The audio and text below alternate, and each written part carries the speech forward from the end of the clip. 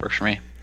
Hey, welcome back to the Unbelievable Podcast. I am BJ Reidell, back here with my guy, Drew Mahowald, and today we are talking about a tragic Minnesota Vikings loss on the road against the Seattle Seahawks at CenturyLink Field. So we're going to spend basically this entire episode breaking down that performance, what went wrong. Some things did go right, so we'll talk about those things as well. And then we'll kind of get into the ins and outs like we typically do. We'll also do the Skol Scale segment like we do after every Vikings game to kind of get a gauge on where our optimism stands as well as where you guys are at. And that's gonna be it for today. Just a quick, kind of gonna be a quick one. I'm not feeling great, and this game isn't gonna be the most fun thing to talk about. So that's the game plan for Tuesday's episode, or well, I guess Wednesday's episode, since we're a day late publishing because of the Monday night game. So let's jump right into it here. I'll give you your quick summary of the game that you don't need. Final score: Seattle Seahawks win 37-30. Vikings showed up early though. The first drive was a thing of beauty. Kirk Cousins worked the ball down the field through C.J. Ham and then finished it off running the football with Dalvin Cook, who got in for his NFL-leading 12th rushing touchdown of the season. Things after that started to get a little bit iffy. Chris Carson was able to sort of jam it down the Vikings' throats. By the time the half was over, it was 17-10 Vikings, and that was largely a product of an interception return for a touchdown by Anthony Harris that was pretty fluky. Let's just be real here. That was very fluky. But that's what happened. So the Vikings had a 7-point lead at halftime. Seattle came out just on fire in the second half. Russell Wilson seemed to figure it out a little bit more through the air. He only had 98 passing yards at the halfway point. He ended up finishing at 240. So things went a little bit downhill for the Vikings secondary in particular. Xavier Rhodes had an all-time bad play on his part. David Moore burned him deep for a 60-yard touchdown that at the time seemed like it was going to put the game out of reach, and I think people were starting to reach for the remotes given how late the game carried on. But the Vikings did show a little bit of resilience in the fourth quarter. A couple more touchdowns. Kyle Rudolph scored on another fantastic catch. He probably doesn't get enough credit for how good his hands are. And Laquan Treadwell, wide open, probably the easiest catch that he'll ever make. But in my mind, by the way, just to throw this one in there, that catch separates him from Troy Williamson because Troy Williamson would not have caught that ball.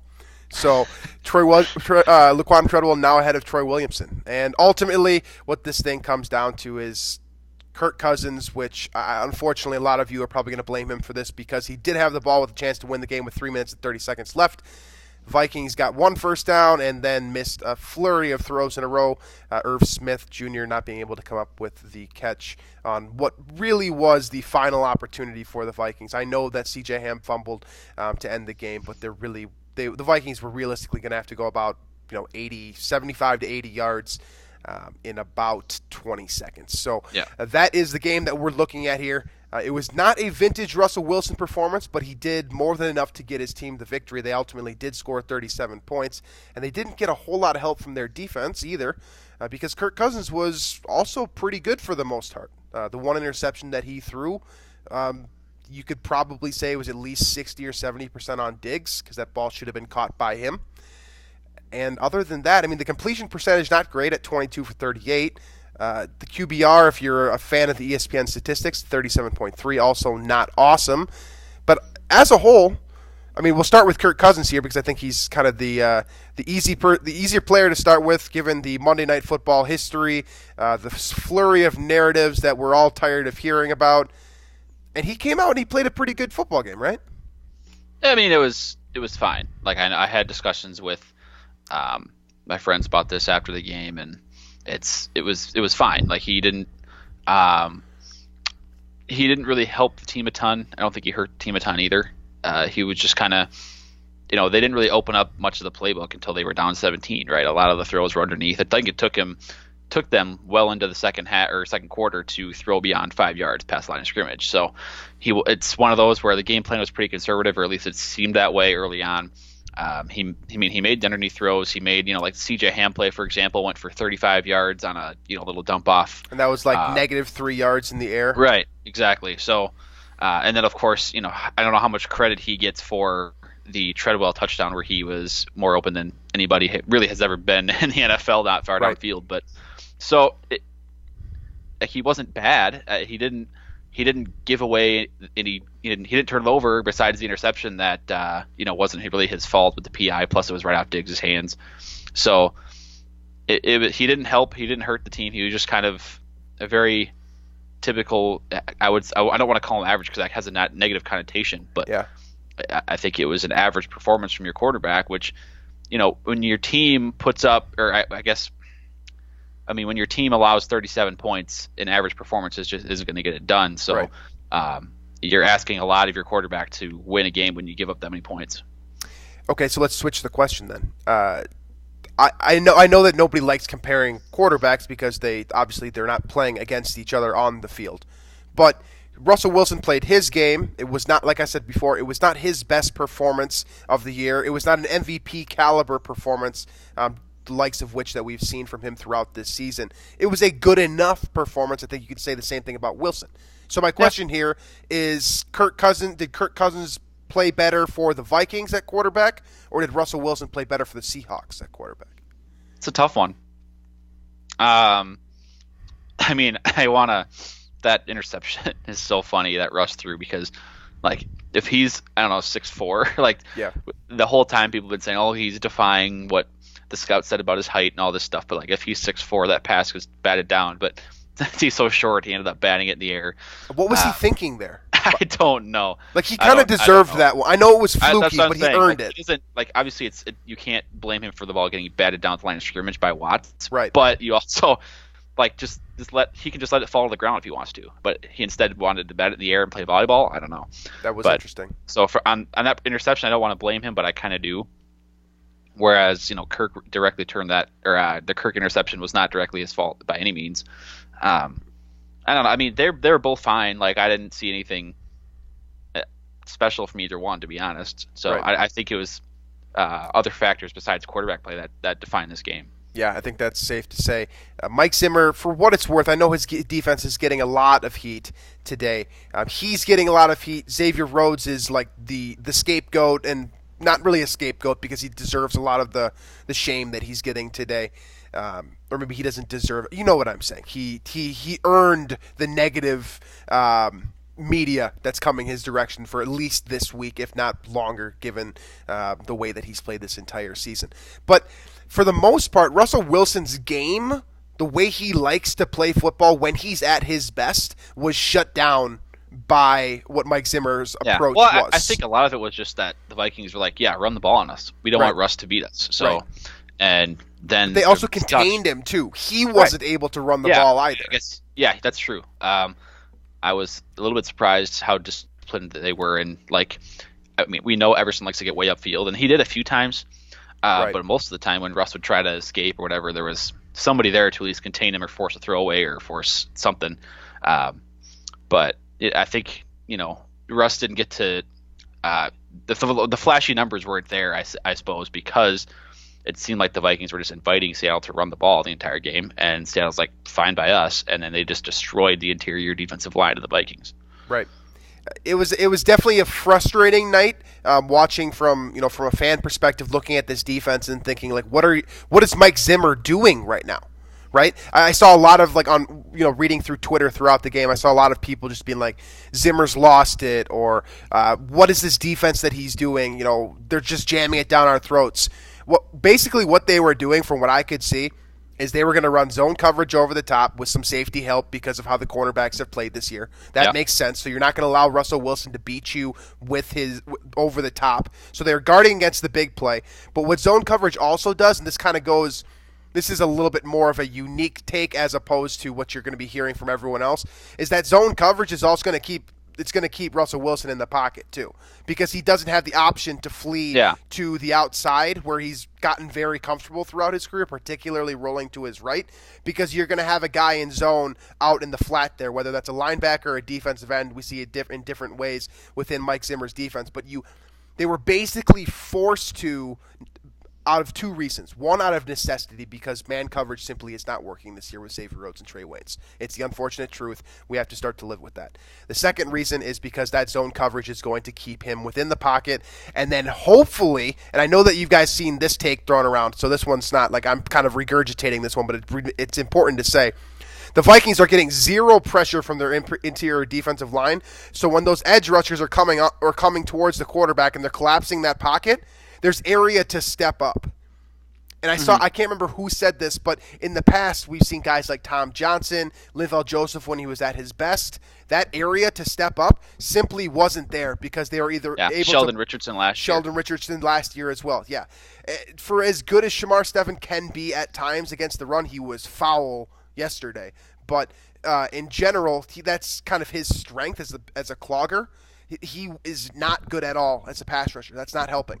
Armon Watts needs to see more time because he's the only playmaker within that interior defensive line. And who would have thought that back in August? I mean, he was a nice player. He's certainly not – I did not think that he was going to be the best – Linval doesn't look like himself. Part of that is because he's coming off of surgery. Yeah, Part of I don't think he definitely wasn't 100%, I don't think. Right. So Watts needs to get more time. Straight up. And it's not just the batted ball that turned into the pick six. It's a lot of different things for him. He creates a pass rush, which Shamar Stephen simply does not do. So that was how the defense was designed to work. You think zone coverage over the top, keep the big plays away. Then you get good, solid pressure from the interior. That's going to kind of hold the run game. And then you've got your edge rushers on the sides who are guarding. They're either in contain on a run play to the outside, which for what it's worth, the Seahawks did not do too much of yesterday. It was pretty much Carson over and over and over again between those A gaps, or the B gaps, I suppose. But they had all the pieces in the right place. Everything was right. Yeah. This defense could work, theoretically. Yeah, but there was these stupid the funny thing plays. I think Zimmer in a press conference said something along the lines of like that he was surprised how often Seattle ran the ball, which that's also dumb.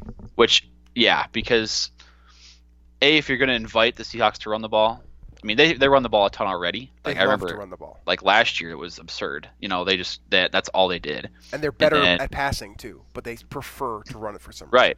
Right. And so if you're going to invite them to run the ball, expect them to run the ball and then be ready to stop it for sure. And they didn't. And literally the time of possession was 40 minutes for Seattle and 20 for the Vikings. So to me, I mean, I'm trying to look at third. Yeah, Seattle was 7 for 15 on third down, which actually, I mean, it's not a little bit worse than I thought. But they couldn't get off the field on. I wonder how many of those first downs they got were running the ball. It had to have been several of them.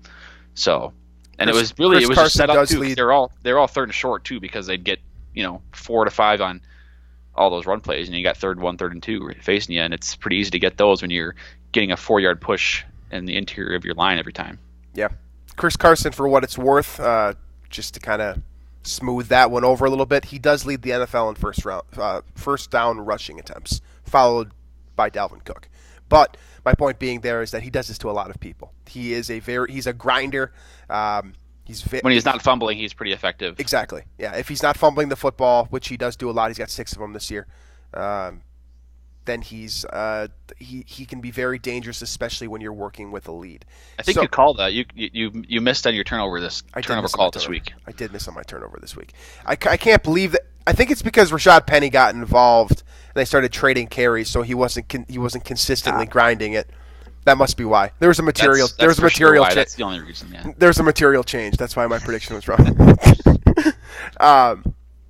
Anyways, so the rushing offense for Seattle, that was really what killed the Vikings yesterday. Chris Carson, 23 for 102 and a touchdown. Rashad Penny, 15 for 74 and a touchdown. Like Drew said, consistently grinding first downs on the ground. That was a huge difference maker in this game. And ultimately, the Vikings were not able to run the ball probably as much as they wanted to because they did get down so much. They got down, 10 points in the third quarter, and they were entering the fourth quarter in dire straits. I believe it was a 2 or 3 possession game at one point. It was a 17-point game, and then the Treadwell touchdown happened. Let's revisiting that point when Seattle went up 17. I think that might have been right after the interception off of Diggs' or off the PI. when they then went down and scored. I'm not 100% sure on that. But I think regardless, when that happened, I think everybody just kind of even felt the vibe from the Vikings that the game was just over, and it was like it just felt like, deflating. Didn't feel like there was any energy, and then somehow Seattle just forgets to cover Laquan Treadwell completely, and then all of a sudden, like, there's a little bit of life there.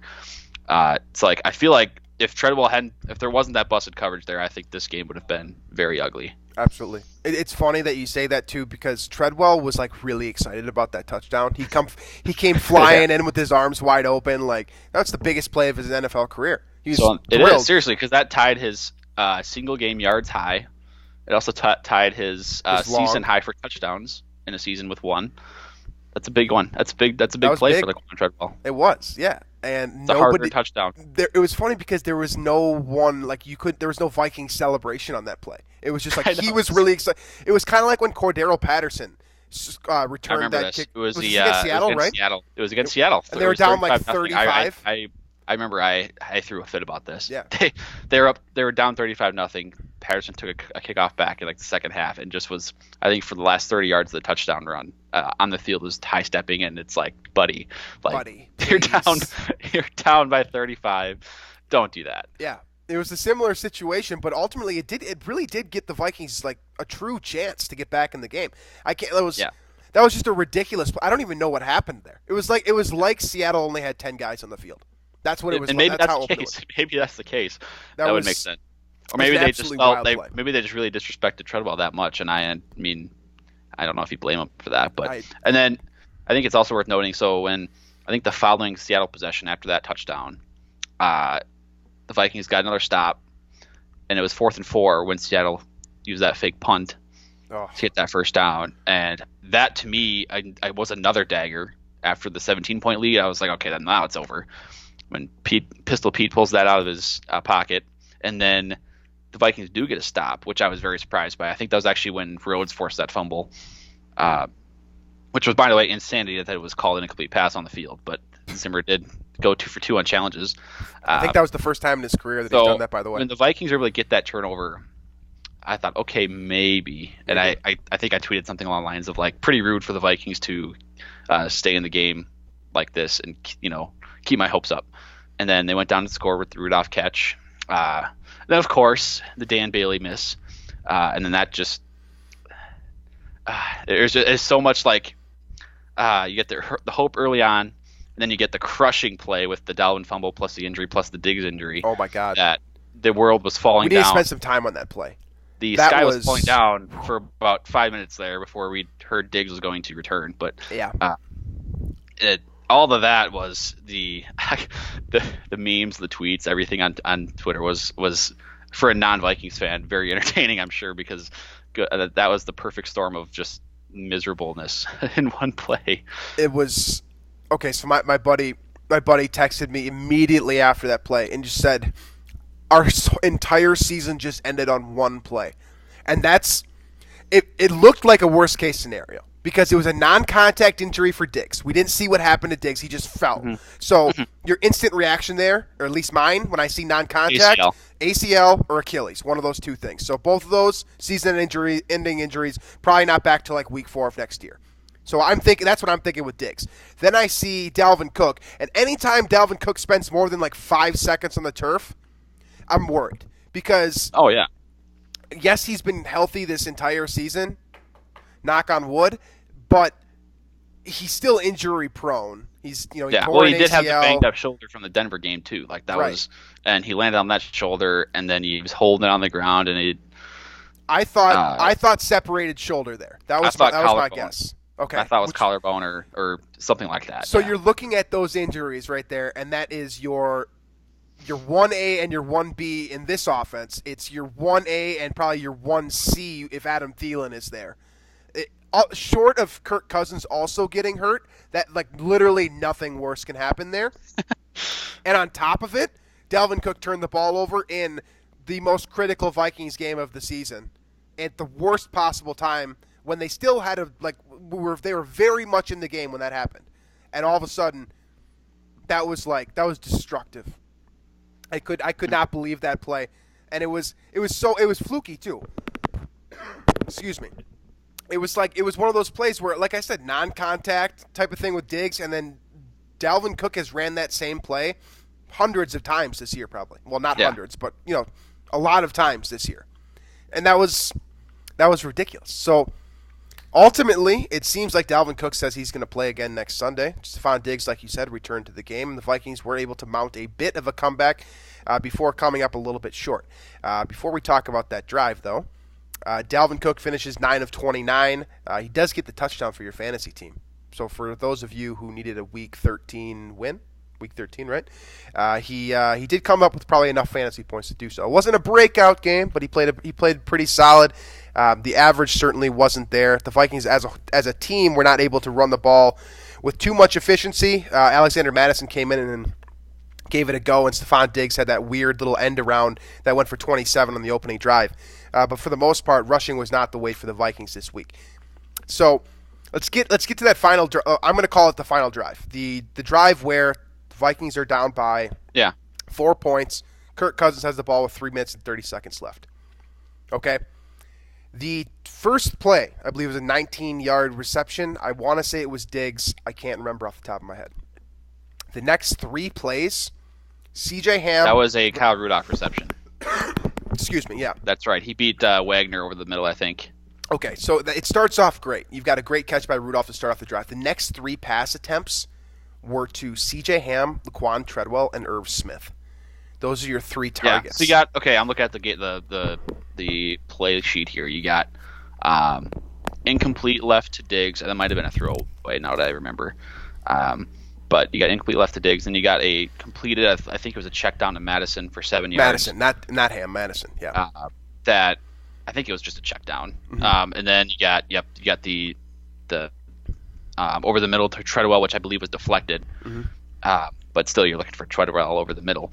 And then that weird, I didn't like the route concept on that 4th and 3, because you're basically using Diggs as a clear out, right? Because he goes deep down the left sideline to open up the stick route for Irv underneath, which, I mean, I think both of us can agree that Diggs is going to be the favorable matchup against these corners, and he was one-on-one for what it's worth on that sideline.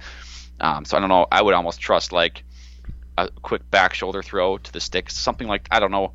I would have done a slant, I think, or a slant, anything. It's one of those probably situations. running zone though, and now on 3rd and 3, when that's 4 down territory, first of all, just run the ball. Run the ball up the middle, use a draw play, whatever it is. With Madison, he was getting yards and chunks the whole game in replace of Dalvin Cook. You probably get the first down there, don't even have to worry about the 4th down. But then they went back to the pass on 4th and 3. Irv didn't get any separation on the route. Diggs was basically a decoy, which I don't love. You don't love that. So, yeah. And again, I mean, obviously it's way more difficult when you don't have Thielen and your number two receiver is B.C. Johnson, and Treadwell can't get separation for himself either. So you're really limited to the weapons you got out there. Now Dalvin's out of the game, so you really have to kind of. Irv really was your number 2 option there, unless you go to Rudolph, who really isn't a separation guy himself, although he does know how to catch the ball in contested situations. Okay, so my issue with that drive isn't. It's a couple of things. I don't have a problem with the players that were targeted. I just think that it's important to note what Kirk Cousins was working with on that final drive. This was certainly not this was not an ideal situation, and that's part of the reason why I still think that this was an opportunity for Kirk Cousins to tell a lot of people to shove it, but at the same time, he doesn't Diggs is basically being taken away by Pete Carroll at this point. So he is. I respect the idea behind using him as a clear-out guy to get the safety. Hopefully, you get a safety to pull over the top, and he also drags a cornerback with him. That clears 2 guys out of the play. Hopefully, you get one-on-one coverage, and like you said, you try to get someone separation. The problem that I have with that last play specifically is that is one of the most difficult throws in football. People don't realize this because quarterbacks hit that so simply. That quick out.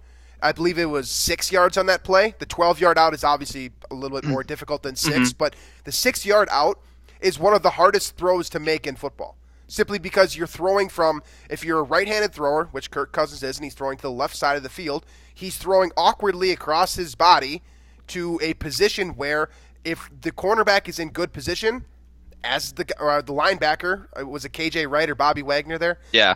Whoever it was in good position, all you need to do is reach your hand out in front of the player, and you have the inseam to the ball. Like you don't have the opportunity to kind of box out in that situation because you're going to get offensive pass interference. That a perfect throw isn't even enough. You know, like a good coverage wins on that play because a perfect throw, the corner can just jump underneath that still, right? I mean, so you have to create enough separation, and that's why an out route is like, I mean, especially when you have those where you're throwing like opposite hash to the other sideline, it's never tried. A comeback route is one thing where you're coming back to the quarterback and you work back to the ball, but an out route, you're fading away from the quarterback. The ball is, I mean, there's very little room for error, and plus you need enough separation to give the ball time to get over there. If you float that at all a little bit, and that's picked off and going the other way for 6. Right. The simplest way to put it is that it's a low percentage attempt, which is why I don't like that play call. Yeah. I would have preferred to, given that the Vikings had 3 timeouts, they had the 2-minute warning at that time. They had plenty of. Honestly, they probably had too much time on the clock. If they scored fast, it would have been a problem. So I would have attacked the middle of the field there. You attack the middle of the field, but you run it on 3rd and 3 for one. Right. And if you're stuffed there, then you attack the middle of the field. Or a screen would have worked there too, I think. And I'm okay with throwing a screen to Madison. Just isolate Diggs and get that slant. Honestly, that's what I would have done. The only reason that I'm against that is because I think they were in zone and they were off the line of scrimmage. Well, no, they couldn't have been. That wouldn't have made sense because they would have to have been within 3 yards of the first. I would have done the slant. I think the slant is the obvious pick there. You pick your guy to go one-on-one. You assume that he's probably going to get linebacker help over the middle and zone. So if that slant is coming off of the line of scrimmage on the right, say Diggs lines up on the right side, that slant's coming off the line. He does a quick 2-yard cut and breaks free. All he needs to do is create 1 yard of separation, and you test your chemistry between Cousins and Diggs there. And you bet on your guy. It's the same play your two last best year, guys. if you remember. Last year, if you remember the Vikings-Packers game at U.S. Bank Stadium, basically what they ran in that game to ice it, right? They ran a little slant, and it was actually not a great throw by Kirk, but kind of Diggs sort of reached back and caught it in traffic and got like 4 yards out of it or 5 yards, but it was enough to ice the game. A first down won it. They got it there. That's what I think you go to there. Anyway, your primary option needs to be Diggs on that play, right? Because he's going to beat any defensive back across from him. So, but it is what it is. Don't give up 37 points, and maybe this is a different story. Yeah. So I think we've talked about the defense. We've talked about the offense. We've hit on all the major playmakers for the most part. I'm not going to spend any time going off on Xavier Rhodes. This is not the show for that. I mean, he wasn't good. You guys all know that. We don't need to talk much more about him than that. What I do want to talk about, and I think this is an optimistic point before we jump into Skol Scale, is, and this is this will kind of bleed right into Skol Scale, is this game, for as monumental as it is, right? All of you are thinking, this was the opportunity to, control your own destiny. You can, if you beat Green Bay in a couple weeks and you continue to beat these kind of inferior opponents over the next few weeks, you have the opportunity to win the North. You can have the opportunity to get a first-round bye. You have an opportunity to, basically have home field throughout the postseason. It sets you up with a lot of different opportunities. So from that standpoint, this is very disappointing. But at the same time, if you're going to lose, if you have to lose a game, you hope that it's against a really good team. You hope that it's on the road. And you hope that you play well. And I think the Vikings did those things for the most part. Like, this is not a catastrophic loss. It's super disappointing. And it certainly, and this is why I say it's going to bleed into the Skol Scale, it certainly affects my optimism for this team in relation to the Super Bowl because of the path that they have to take now, or most likely have to take now, barring something happening with the Packers. But this was not a bad loss. They played a quality football game against a really good team. And if a couple things swing their way, if they have Adam Thielen in this game, we might be looking at a 37-30 Vikings victory as opposed to the 37-30 Seahawks victory. Perhaps. I mean, I still struggle with Seattle's roster isn't good. They're not. I don't think they're that great. They're definitely not a 10-2 team. I mean, their record says they're 10-2, but without Russell Wilson making clutch play after clutch play in close games, I don't think he necessarily did that in this game, but he has so many times built out this team. That roster is probably, like a 7-5, 8-3, or 8-4 type of team, something like that. So I do think Minnesota's roster is better. I think they're the better going into the game. I think they were the better overall team. It's just that Russ had been making so many plays. So from that perspective, I think that this was a game you really want to win, and you want to gain kind of that edge up in the wild card race for one over Seattle to get who everybody wants to play the NFC East champion if you're in the wild card situation. But also this I just don't think Seattle's that good besides Russ. I really don't. So how disappointed are you in this loss? It's 1 to 10. How disappointed? Like 7.5, 8. I mean, this was your chance. This is Kirk's chance to make a statement. This is Minnesota's chance to make a statement, because right now they have 0 wins against a winning record team. It depends on if you qualify them by what the record is at the time or what the record is now. Dallas is 500. They've proven to be kind of frauds at this point. They just happen to be in the NFC East. Philadelphia is the same way. They just lost to Miami. Oakland is not actually good, and nobody really thought they were. So I don't know. It seems like at this point the Vikings are a team that's going to beat up the worst teams on their schedule, and they will probably struggle against good teams. And then when they have to go on the road in their wild card game, at this point it's going to be either Green Bay or New Orleans or San Francisco or Seattle maybe. I don't see them winning that game. Now this might change with Thielen back. It might change. It's just the secondary is a mess. They can't stop the run now, I guess, because they don't have any interior defensive pressure. So really, you're on defense, you're relying on Hunter and Griffin to get there every single time. And so, I mean, really, you're asking Kirk to put up 30 points in every game, essentially, against good teams. And that's a lot to ask for a guy who has historically struggled in big games and in prime time and against great opponents. So from that perspective, I'm not very optimistic about the rest of the season. I think they'll make the playoffs. I just don't like their chances of winning. That's probably a perfect segue into the Skol Scale, where we will be judging both your optimism, mine as well, and I believe do we have Twitter responses too? Did we get that? I don't know if we do. Okay. We asked for responses very late, which is my fault. So if we didn't get yours or you didn't get the opportunity, that is my fault. So. Feel free to leave your thoughts on that in the comment section, or shoot us a tweet on social media if you still want to fire those off. We'll obviously still read them. So. Skol Scale, as always, judging your optimism. It's kind of the way that we look at it is, for example, an 8.5 tells you, that's what I've been running with, tells you that we think that the Vikings can beat about 85% of teams. That's the way that we look at it. Your optimism can waver in different ways. There's a reason why we ask you to explain your responses every time instead of just giving a digit. But I think that this game kind of shifts where we stood. Mm-hmm. So like I said before, I was an 8.5 coming into this week. I was hyped. I was excited. I think you were at an 8, right? I think I was 8, yep. So where do you stand now? I think I'll go like 6.7. I think this is a pretty big one, just because I think the defense was so it was manhandled across the board. It's devastating when Zimmer clearly comes in and is inviting Seattle to run the ball, and they did it anyway. They ran all over them. And then when obviously the blown coverage too, with behind Xavier Rhodes and Russ. It's not like he played a bad game. He's still efficient throwing the ball. To me, it's a little bit like Dallas, where it seemed like Zimmer was like, all right, we're going to stop the run. We're going to stop Zeke and make Dak throw the ball. And he did throw all over the place. But when the time came to make the key stops or stop Zeke from getting those key first downs at the end of the game, the Vikings made the stop.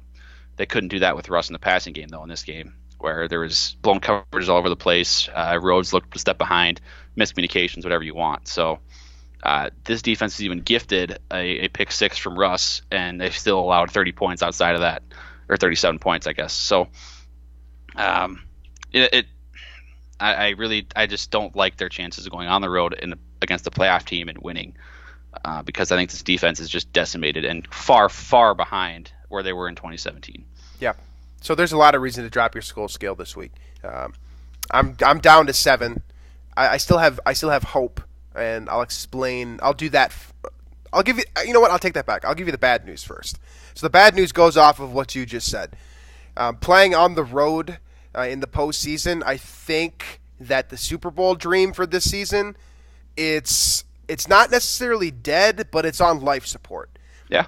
Here's my thought process. There is, off the top of my head, I did not fact check this, but I believe there have been 2 teams in my lifetime. So I was born in '91. 2 teams in my lifetime, wild card teams, that have ultimately ran the table and won the Super Bowl. That is Eli Manning, when they went through and ended up beating the 16-0 New England Patriots, and Joe Flacco. When I think the Giants did it twice, actually. Did the Giants do it twice? Okay, so I think they did it twice. 2 teams, 3 times in essentially 27 years. Okay, so that right there gives you long odds. Just in theory, it's not. It's always going to be a hard. That's going to be a hard road, and the fact that there aren't that many occasions of this happening, it's generally going to be the representatives in the NFC Championship and the AFC Championship. At least one of them is almost always going to be a team with a bye, and the other one is probably going to be a team that had a home game in their first in their divisional round matchup. So that's a problem right there. The second point is the fact that, like you said, the defense isn't it's not good. It's bordering bordering on bad. We're getting to bad, I think. And that's not. There are 3 players I trust on. Well, 4 players I trust on defense right now, I would say. And 2 of them are on the defensive line, which is we're not spreading it out much. Pass rushers off the edge, it's pretty sad that the Vikings are essentially wasting really an all-time duo pass rushing performance right here between Griffin and Hunter in terms of like the pressures they're getting per game. It's unbelievable. But then, Harrison Smith, I still believe. I think he has lost a step. But I still believe in him. He still makes a big play every week, though. And then Eric Kendricks covering like running backs out of the backfield, tight ends.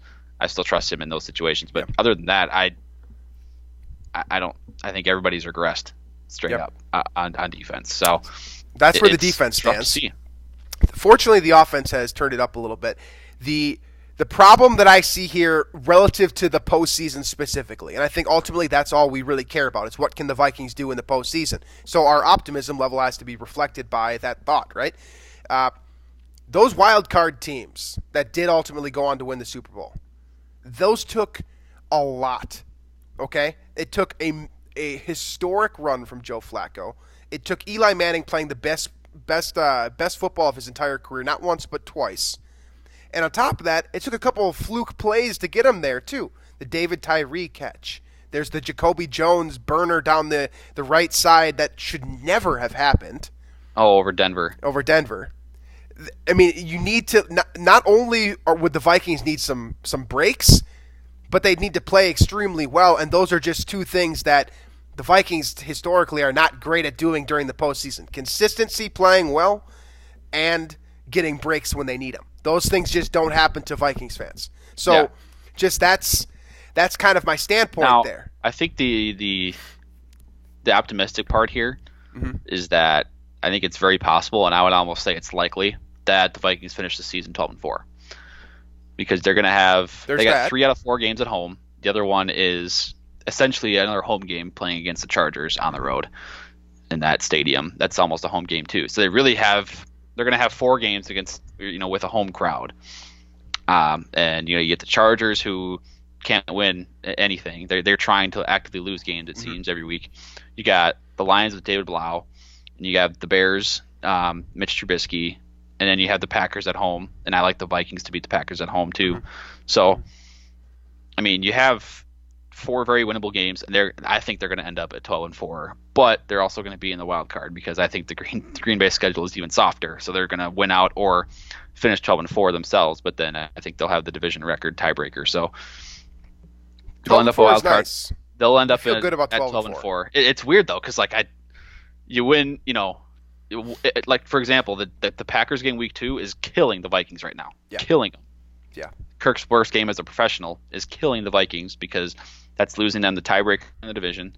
It's losing them one game in the conference, which might be the difference between a wild card and a first round bye. Mm-hmm. Absolutely killing them, and I think it's going to be the difference, and I think it's going to decide the season because they're going to have to go on the road as a wild card team versus potentially getting a first round bye based really on the result of that game or the Bears game if you want to factor that one in too. Okay, so the other reason for optimism here, I'm with you. That 12-4 on paper, if you told me that we could pencil the Vikings in for 12-4 at the beginning of the season, I'd take it no matter what. Mm-hmm. Okay, because I would expect that that's going to win the North. Right, it doesn't but seem the like NFC that's is going to. so freaking loaded. Yeah, it's or top heavy at least. Yeah. The other reason that I think that you still have reason to be optimistic is that the teams that the Vikings could potentially play on the road in the postseason first, okay, in the first round, wild card round, Green Bay, who, in my opinion, the Vikings blew that game. Well, Kirk Cousins kind of blew that game, but the Vikings, as a team, blew that opportunity. To me, they showed that they can win that football game. Will they do so? I don't know, but they have the capacity to do so. That will be a good football game, regardless, especially because they're playing it for the third time in the year. That's always going to be hard. Playing a team 2 times is hard enough. 3 times makes it even harder. Okay, and I trust Zimmer over Matt LaFleur in that situation. So I like the opportunity there. The other options, New Orleans, who the Vikings have played, for what it's worth, they've played some of their best postseason football at the Superdome. I know that the NFC Championship game with Brett Favre did not turn out the way that we all wanted, but that was a hell of a football game. Maybe the best football game that I've ever seen in my life. And they had a real opportunity to win that game, barring some fluky Vikings, voodoo stuff. Fahutahi. Right. And yeah, exactly. And so there's that. Then there's also Seattle, who right now has a bye. They just proved to me, they did lose that game, but they just proved to me that they can contend with Seattle, and they'll have a even better shot to do so once they get fully healthy. Even with this defense. Even with it. Okay? They still have the opportunity to win that football game. The one team we don't have answers on with this that's in contention, excuse me, is San Francisco, who is probably, if there's one team that has a glaring weakness, especially in the postseason, it's probably San Francisco with Jimmy Garoppolo. So, excuse me, sorry, I'm sick. So that's... Now, I'm also going to throw out the scenario because I think it's also likely. Not likely, it's certainly possible. If the Vikings went out at 12-4, which given their schedule, I think is very possible. I think we should absolutely, factor in the possibility of playing the NFC East champion, right? And getting and the 5 seed. That's the final point. Because I'm specifically looking at San Francisco and New Orleans and their schedules. Mm-hmm. They play each other this week for one, so one of them's going to lose. And then I think San Francisco also has Seattle and the Rams yet. Which, by the way, we need to talk about the Rams too because they're still very much in the playoff race if the Vikings were to slip up. Right. But I think San Francisco, especially given that they play 3 really good teams, and they play New Orleans, they play Seattle, and they play the Rams left on their schedule, they could very well drop to 12-4 or 11-5, and I don't know what the tiebreakers look like with the Vikings and the Niners, but that if they do have that tiebreaker, then they grab the 5 and they play Dallas or Philly. So. And you feel confident with them playing at either Lincoln Financial or Jerry's World, for sure. Heck of a lot more, more confident in that than go to Lambeau or the Superdome. But the point being here is that for those of you who are thinking that all is lost, I don't think that it's there yet. I'm with you that I think the Super Bowl dream is on life support because if you don't have a bye, it's just really tough. Hard. Okay, to win it all. But if you're looking for postseason success, this is certainly not over. The Vikings can win in the wild card round for sure. I will say this about the Vikings, then we can close this out and finish up here, is that this is the last team that any team wants to see in the playoffs, is the Vikings. Okay? Because they're going to be playing on the road. They play pretty well on the road. They're 3-4 on the road now. They're competitive every time. They've got all the playmakers. They've got all the pieces to do it. They can, they can pass the ball. They can run the ball. You think that they could play a little defense, maybe? Yeah, maybe. they're gonna get Thielen back too. Yeah, so they've got no team wants to play the Vikings in the first round of the postseason. This is like That's like a worst case scenario. I think I would rather place if I'm New Orleans or I'm who else is up top? Seattle and New Orleans are 1-2 right now. I would think I would rather end up playing in the second round. I think I'd rather play San Francisco. Honestly, I don't think I'd want to play the Vikings. That's just where I'm at. Okay. I think the Vikings are I'll feel a heck of a lot better if they do end up getting the 5 seed because I really like them going to Dallas again and beating them, or going to Philly and winning there. They've beaten both those teams at those respective stadiums in their last appearances against them. So I like that, and I think it's very possible that the 5 seed is still in play, given the schedules of some of these contenders. But again, like you said, it's really tough to win essentially 4 road games in a row, which is what it would take. Yep. It's definitely a frustrating situation to be in for the Vikings, especially when you break it down to the fact that they might be 12-4 and they get a 6 seed, which is that's just very frustrating as a fan. And there's nothing you can do about it. There's no realignment that makes this better. The most frustrating part is looking at this season from the perspective of if they win that week 2 game, everything. Everything. If they beat the Bears too. Yeah, Bears game either too. one of those games. If they win either one of those games this season, right now it's completely different. They're still leading the NFC North. They are, they're probably. I think they're still a 2 seed at this point, even with the Seattle loss. Yeah. And they have the tiebreakers over Green Bay. Everything's different, and those 2 eggs are costing them a lot in the playoff picture right now. Yeah, just another argument, I guess, for not having divisional matchups until at least October. Schedule makers out there. I'm for it. I'm for that. So, anyways, that is the show today. You got any final thoughts before we close this thing out? No, I really don't. I'm done with this game. Yeah, I'm ready to move on too. Anyways, thank you for listening to the show. As always, you can find us on Daily Norseman, Megaphone as well. I don't think, does anyone use Megaphone? Is that just I don't know. You can find us on Megaphone. You can subscribe to the show on iTunes, Stitcher, Google Play, most places that podcasts are available. The only one that we don't have is Spotify. So anywhere else, you'll be able to find us there. Tweet us, unbelievable_MN. You can find us on YouTube if you prefer to watch us talk about the Vikings. And we will be back later on this week looking ahead to a rematch at home against the Detroit Lions. Thanks, folks.